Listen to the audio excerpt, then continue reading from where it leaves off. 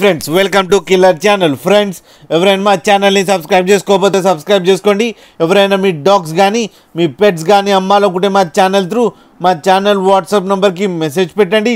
Friends ఇవాళ మీకోసం top quality లాబ్రాడోర్ puppies తీసుకోవడం జరిగింది. ఇది ఈస్ట్ గోదావరి దగ్గర అమలాపురంలో అవైలబిలిటీలో ఉంది.